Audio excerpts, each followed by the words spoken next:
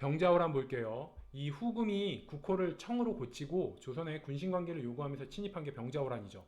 정묘호란이랑 구별을 해보면 정묘호란은 후금일 때 우리나라 침략해서 형제 맹약, 형제 관계를 맺었다면은 이 병자호란은 국호를 청으로 고치고 난 다음에 우리나라의 임금과 신하, 군신관계를 요구하면서 들어온 게 차이점이 있습니다. 경과를 보면 임경업 장군이 백마산성에서 항전을 펼쳐요. 그래서 저희 1차 침입, 그러니까 정묘호란 때는 용골산성에서 정봉수가 분전을 했죠. 두 개 비교해서 이 병자호란 때는 임경업 장군이 백마산성에서, 1차 침입 정묘호란 때는 정봉수가 용골산성에서 두 개 비교를 하셔야 되고, 이렇게 생각을 할게요. 2차 침입 병자호란 때는 백마산성이잖아요. 1차 침입 때는 동물이 뭐였어요? 용이었죠. 용골산성에서 용. 근데 2차 침입, 그 다음이니까 한 단계 좀 떨어져서 백마, 말이죠. 흰 말이니까. 그래서 1차 침입 정묘호란 때는 좀 무시무시한 동물 용이고, 2차 침입 때는 좀 한 단계 급이 떨어진 백마더라. 그래서 백마산성은 2차 침입, 용골산성은 1차 침입, 뭐 이런 식으로 구별을 하셔도 될 것 같고요. 자, 임경업이 백마산성이다. 이걸 외우기 위해서 경업을, 경이 가벼울 경, 업은 영어의 업이에요. UP 그래서 가볍게 올라탄다. 이걸 경업을 가볍게 올라탄다. 이렇게 해석을 하시면 백마는 흰색 말이죠. 그러니까 흰색 말에 경업 가볍게 올라탄다. 이렇게 의미를 부여를 하셔서 임경업 굉장히 가볍게 올라타. 어디에? 백마 흰 말에 굉장히 가볍게 올라탄다. 이래서 임경업은 백마산성, 용관산성 정봉수는 용골, 용의 뼈는 저 멀리서도 불빛이 보이기 때문에 봉수로 활용하기 좋더라. 이렇게 외우라고 말씀드렸죠. 자, 병자호란 결과를 보면 15일 만에 서울이 함락이 돼요. 그래서 함전도에 항복으로 굴복을 하게 됩니다. 그러면서 조선과 청 사이에 군신 관계를 맺게 되고요. 명나라와는 더 이상 관계를 끊는 단절을 하게 되고, 인조의 아들이죠. 소현세자와 복림대군이 인질로 청나라에 잡혀갑니다. 자, 참고로 말씀드리면 청나라는 서울로 진격할 때 여기저기 거점을 공략하지 않고 바로 그냥 서울로 직행했어요. 그러니까 임진왜란이랑 비교를 하면 좀 상대적으로 피해가 적었다. 반면에 너무 빨리 공격해오니까 임진왜란 때는 그래도 임금이 저 의주로 도망가고 그랬잖아요. 근데 너무 빨리 그 병자호란 때는 공격을 해오니까 미처 피신 못하고 여기 경기도에 있는 남한산성으로 피할 수밖에 없는, 그게 이제 너무 빨리 쳐들어와서 그렇게 됐다. 병자호란 때는 두 파로 나뉘어집니다. 주화파, 화해하자, 이게 최명길이고요. 주전파, 싸우자, 이게 김상원, 그리고 사막사, 윤집, 홍익한, 오달재, 이런 사람들이 있습니다. 그래서 영화 남한산성 보시면 이병헌이 최명길 역할을 하면서 우리 여기서는 화친을 하자. 반면에 김상원, 김윤석이 안 된다. 우리가 어떻게 오랑캐와 화친을 하냐 이러면서 끝까지 싸우자. 이렇게 둘이 주장을 하는 거죠. 병자호란 연도한기 볼게요. 1636년이에요. 그래서 636, 그래서 636이에요. 이걸 외우기 위해서 의미를 이렇게 부여할게요. 자, 병자호란 끝나고 이제 생긴 병자, 아픈 사람들이죠. 병자호란의 병자. 이 아픈 사람들, 병자는 대부분 잘 못 먹어서 먹을 게 없으니까 잘 못 먹어서 생긴 병이에요. 단백질 부족이에요. 그래서 이런 사람들한테는 뭐가 약이냐? 636. 이게 뭐예요?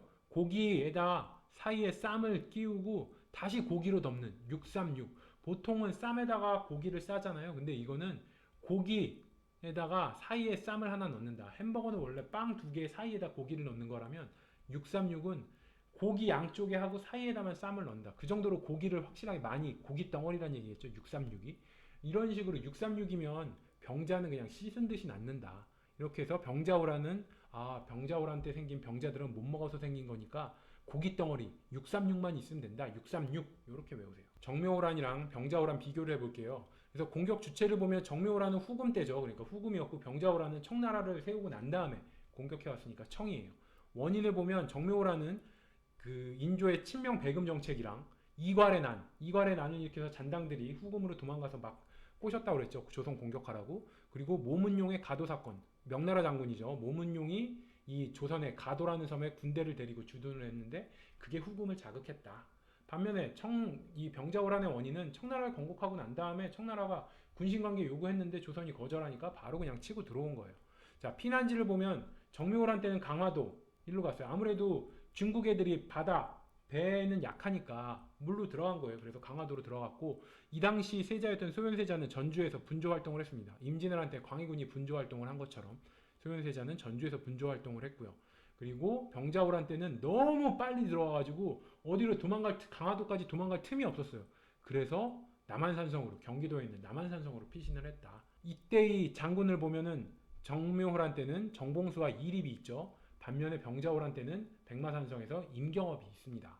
두 개 차이 구별을 하셔야겠죠. 그리고 결과를 보면 정묘호란 때는 형제관계, 조선과 후금이 형제관계를 맺었다면 병자호란 때는 청나라를 세우고 난 다음이라 군신관계, 청나라가 임금, 우리 조선은 신하 이런 군신관계를 맺었죠. 그리고 이때 삼전도의 치욕이라고 삼계구 고두레라고 인조가 머리 바닥에다 머리 엄청 때려박는 삼거구 고두레 요걸 하게 됩니다. 김육이라는 사람 보고 넘어갈게요. 인조와 효종 때 지대한 영향을 끼친 서인이에요. 그래서 서인 골수 서인이거든요. 그러니까 서인 김육은 이 광해군 집권기에 광해군이 북인들이 집권을 했죠. 그러니까 광해군이 집권하니까 아 나 벼슬 안 해. 이러고 시골 내려서 10년 동안 실제로 농사를 지었어요. 실제로 농사를 지은 사람이에요. 그래서 별명이 대동법 전도사입니다. 실제 농사 지으면서 농민들이 이 공납 때문에 얼마나 힘든지 깨달은 거예요. 그러면서 아 이게 대동법이 진짜 농민들한테 필요한 거구나. 이걸 깨닫고 대동법 전도사가 돼서 대동법을 시행해야 된다. 엄청 주장하고 다녀요. 그래서 김육의 죽어갈 때 마지막 유언이 그거예요. 아 전라도의 대동법을 이러면서 죽어갑니다. 김육이. 그래서 김육의 특징을 하면 이름을 가지고 특징을 한번 끌어내 보면 김육은 아주 욱을 잘하는 사람이에요. 욱하는 사람이야. 북인이 집권하니까 욱해서 아 나 벼슬 안 해. 이러고 시골 내려가서 실제로 농사를 지었어요. 실제 농사 지으면서 이게 농민들의 현실을 보니까 아 이게 대동법이 진짜 필요하구나. 이걸 깨달아서 대동법 전도사가 됐다. 이런 스토리를 생각하시면 되고 그래서 김육이 주장한 게 보면 다 농사와 관련된 것들을 굉장히 많이 주장해요. 실제 10년 동안 농사를 지었으니까. 그래서 수차 보급을 주장합니다. 농사의 핵심은 물이죠. 그래서 수차를 보급해야 된다. 이걸 주장하고 상평통보를 주장을 해요.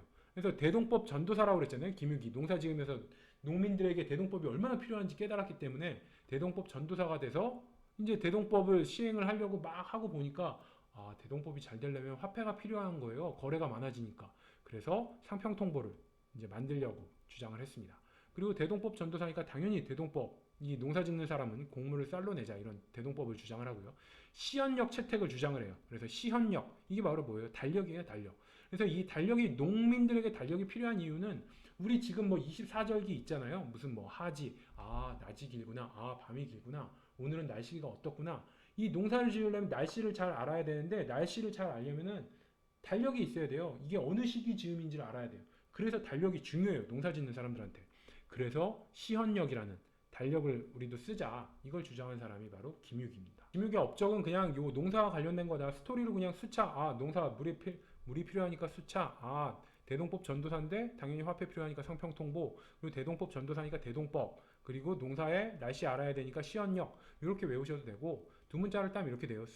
수상대시. 무슨 뜻이냐? 욱해서 아주 수상한 대시를 한다. 이렇게 의미를 부여할게요. 그래서 김육이 욱해서 아주 그냥 수상한 대시를 하더라. 그러니까 사람들이 김육이 여자 못 꼬신다고 막 놀린 거예요. 그러니까 이거에 또 욱한 거야. 김육이 욱해가지고 여자한테 대시를 했는데 이 김육이 여자 관계는 완전 젬병인지라 너무 어설프게 대시를 하는 거예요. 그래서 굉장히 수상해 보이는 대시를 하더라. 그래서 김육이 욱해서 아주 그냥 어설픈 아주 수상한 대시를 하더라. 그래서 수상대시. 그래서 뭐 수차보급, 상평통보, 대동법, 시현력 이렇게 외우시면 돼요. 자, 김육 연결해 볼게요. 북인 집권에 열받아서 욱한 거죠. 욱해서 어떻게 해요? 아, 나 안 해. 이러면서 낙향해서 실제로 10년간 농사를 짓습니다. 그러니까 서인들이 보기에는 김육은 완전 진성 서인이에요. 북인들이 있는 데서 아무것도 안 한다. 이러면서 그냥 내팽개치고 농사를 지었으니까. 그러니까 서인들이 김육에겐 열광하는 거죠.